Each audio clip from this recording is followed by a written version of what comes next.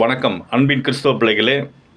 நான் ஒரு கிறிஸ்துவ நாடர் என்றும், நான் ஒரு கிறிஸ்துவ வன்னியர் என்றும், நான் ஒரு கிறிஸ்துவ கவுண்டர் என்றும், நான் கிறிஸ்துவ பறையர் என்றும், நான் கிறிஸ்துவ முதலியர் என்றும் சொல்லிக் கொண்டிருந்தால் நாம் எப்படி கடவுளுக்கு பயப்படுவோம்?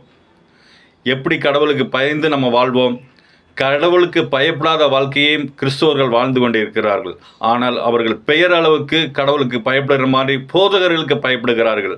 போதகர்கள் அவர்கள் அதிக ஆக்கினி தீர்ப்பு அடைவோம் என்றும் தெரிந்தும் ஜாதியை வளர்க்கிறார்கள்.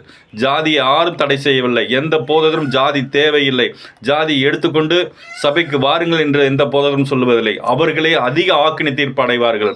ஏசப்பா மத்தேயு 4:17 சொன்னார், மனம் திரும்புங்கள், பரலோகராஜ்யம் சமீபமாயிருச்சு. ஆண்டவரை நம்ம எத்தனை நாளைக்கு பூமியில் வாழ்வோம் என்று தெரியாது. ஆனால் ஜாதியை வளர்க்கிற பாதருமார்களும் சபை மக்களும் ஜாதியை தூக்கி பிடிக்கிற ஒவ்வொருவரும் ஆக்கினை தீர்ப்பு அடைவார்கள்.